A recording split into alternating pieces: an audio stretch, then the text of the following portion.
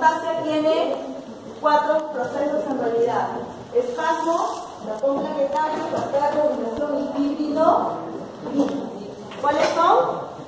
A ver, repitamos.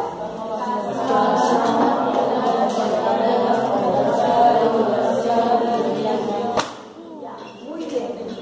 En cuanto al espasmo vascular, no me lo saquen. En cuanto al espasmo vascular, ya lo pudieron colocar.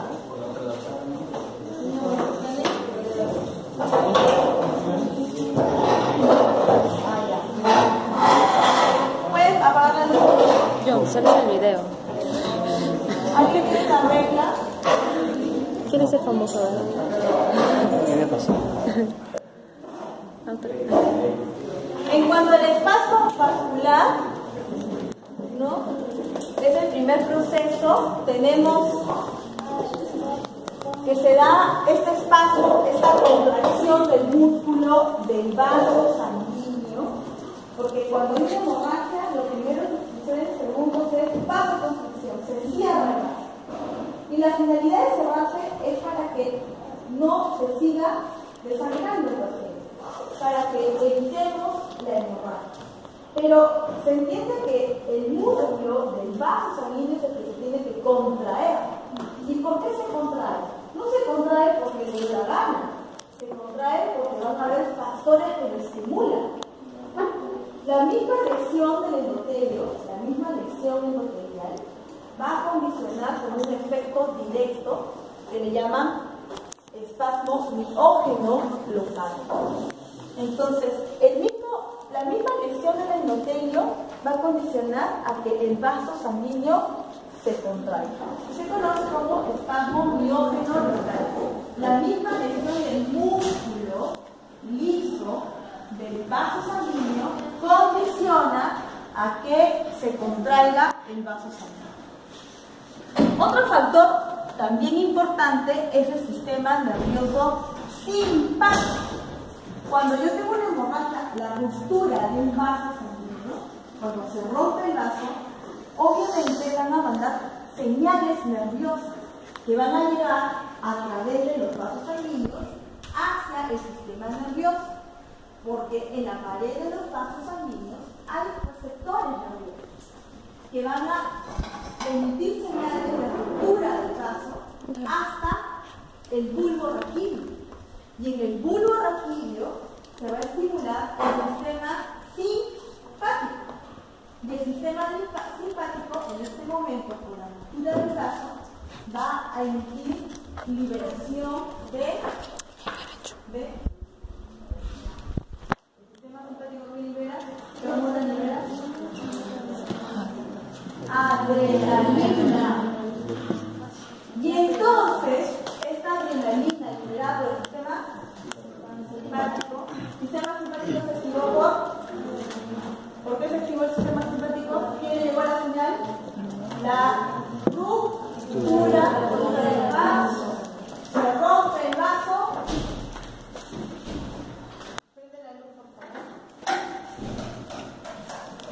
Se ha roto el vaso. La misma ruptura hace que se contraiga este vaso. ¿Está bien?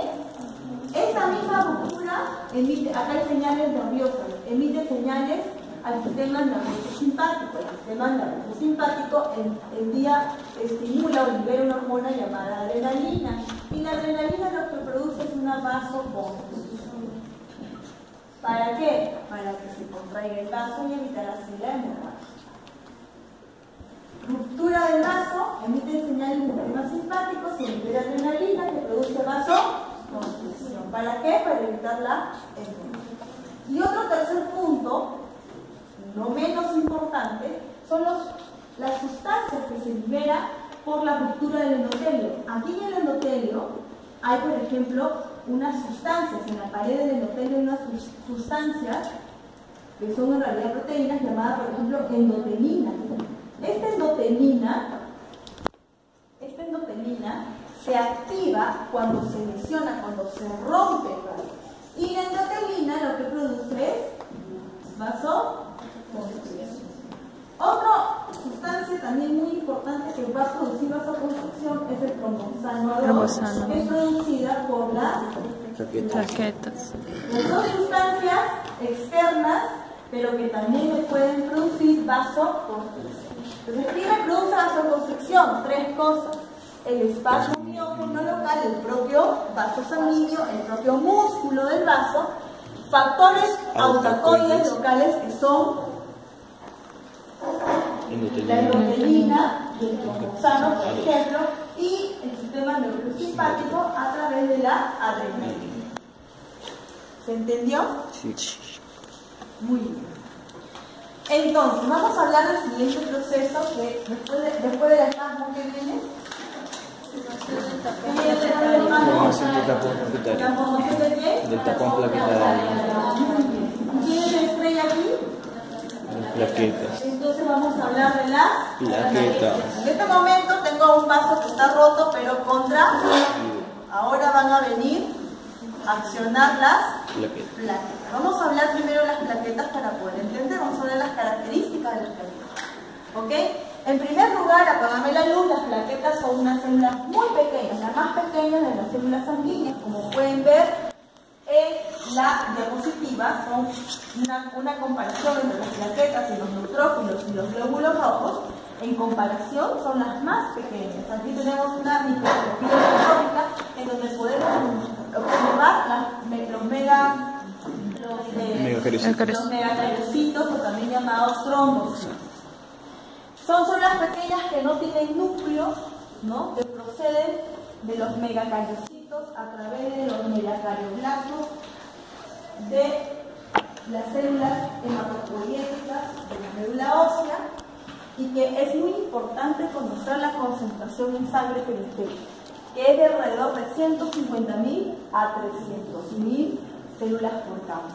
Es muy importante eso porque, de acuerdo a ese parámetro, yo podré saber cuando tengo más plaquetas y cuando tengo menos plaquetas. Señores, yo tengo más plaquetas, muchas plaquetas. ¿Tendré mayor tapón o menor tapón plaquetario? Mayor tapón. Por lo tanto, ¿tendré más riesgo de coágulos o menos riesgo de coágulos? Mayor. Entonces, las personas que tienen una gran cantidad de plaquetas tienen riesgo de tener trombos. Y vamos a ver lo contrario. ¿Qué pasa si un paciente tiene 20.000 de plaquetas? ¿Qué riesgo tiene? De hemorragia. ¿Por qué tendrá riesgo de hemorragia? ¿Podrá formar tapón plaquetario? No podrá formar un tapón plaquetario. La siguiente, por favor, una cambio. Las características de las plaquetas en cuanto a su citoplasma. Sí, estas son las plaquetas.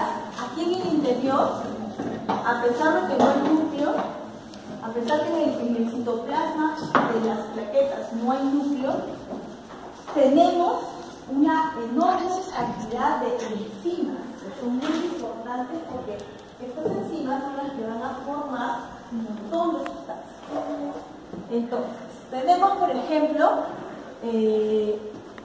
unas proteínas que son la actina, la miosina y la tromboastenina. Estas proteínas como la actina y la miosina y la tromboastenina es muy importante porque van a actuar como unos potentes contractores, van a producir una gran contracción.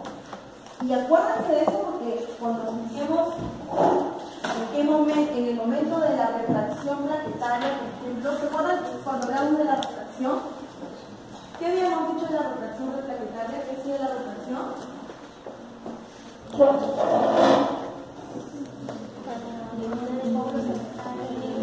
El coágulo se retracta, se contrae. Este coágulo, que ahora es un coágulo de plaquetas y de factores de coagulación de fibrina, tiene que achicarse, retraerse. Y esa retracción del coágulo se da gracias a las proteínas que están en el interior de las plaquetas, que son la miosina, la actina y la tromboastenina. Son las que van a retraer ese coágulo. Luego tenemos restos, no propiamente aparato de Golgi, sino restos y de retículo endoplasmático, que van a ser las que sintetizan enzimas, numerosas enzimas, y que además, algo muy importante, van a almacenar calcio. Este calcio es el que va a salir de las plaquetas para activar a esta cascada de coagulación. ¿Se acuerdan que en la cascada de coagulación tienen que intervenir un montón de calcio? ¿Y ese calcio dónde salió? De las plaquetas, a través del retículo endoplasmático. Si bien es cierto que no tienen núcleo y pocas organelas, una de las organelas que sí tiene las plaquetas son las mitocondrias, y son las que van a sintetizar ATP y ADP. Además, tenemos numerosas enzimas que son las oxiclooxigenasas, que van a formar prostaglandinas y también van a formar prostaglandinas. También van a formar serotonina, que no está ahí, pero también forma serotonina las plaquetas. Producen además factor de crecimiento, sobre todo el factor de crecimiento 3, que va a ser muy importante después. El factor de crecimiento, hoy en día, este plasma, hay una técnica muy utilizada, que es la utilización del plasma rico en plaquetas. Utilizamos el plasma rico en plaquetas, ¿para qué? Porque a través de los factores de crecimiento de estas plaquetas, tenemos la oportunidad de regenerar un montón de células.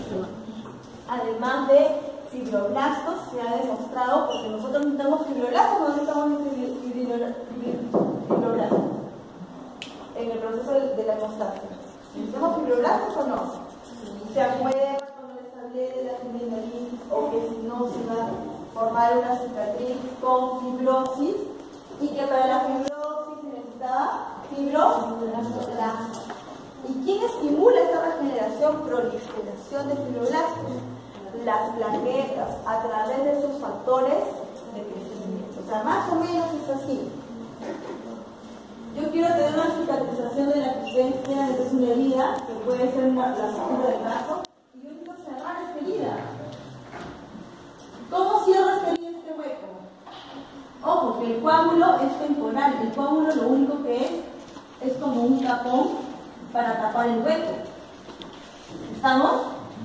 Hay que entender, el coágulo es simplemente es temporal para poder tapar el hueco hasta que el vaso sanguíneo pueda cicatrizar, y cicatrizar significa que cierra el hueco con células. Estas células pueden ser células endoteliales, y entonces se habla de la regeneración celular cuando las células crecen de la misma clase. O sea, pierde célula endotelial, crece célula endotelial. Como son de la misma clase, hablamos de regeneración. Pero imagínense que por obvios motivos, que lo vamos a ver ya en años superiores, en fisiopatología, no se puedan cerrar esta herida con células endoteliales. No se puede. ¿Cómo cierra el hueco? Con unas células en forma de luna que se llaman fibroblastos. Y este proceso se llama, esta cicatriz se llama fibrosis. Un ejemplo característico es un pie. Cuando ustedes han tenido una herida, un hueco en la piel, una herida en la piel, hay personas que no tienen cicatriz, porque lo que cerró fueron células de la piel. Entonces, esa persona tuvo regeneración. Pero hay personas de que no, que sí dejaron una cicatriz horrible que le llaman queloide, ¿no? Porque lo que se formó es una extensa, exagerada fibrosis. Que lo que se formó ya no fue piel, sino fibroblastos. Entonces, durante el proceso de cicatrización, que también va a participar en una hemostasia, es que lo que tenemos que entender es que el coágulo se va a formar temporalmente hasta que cicatrice el vaso. ¿Se entendió? Sí. Entonces, yo no sé si se va a formar de nuevo vaso sanguíneo o se va a formar fibroblastos. Pero para que lleguen estos fibroblastos, si es que así fuese, necesitamos la presencia de plaquetas, porque las plaquetas son las que van a formar factor de crecimiento que estimulan la migración y proliferación de los fibroblastos. sea que no solamente las plaquetas van a ser parte del tapón plaquetario, y no solamente las plaquetas van a estimular los factores de coagulación en la cascada de coagulación, sino que también las plaquetas van a intervenir en el proceso de la cicatrización. Por eso son tan importantes las plaquetas y también los macrófagos, porque los macrófagos también van a estimular a los fibroblastos. ¿Hasta ahí estamos?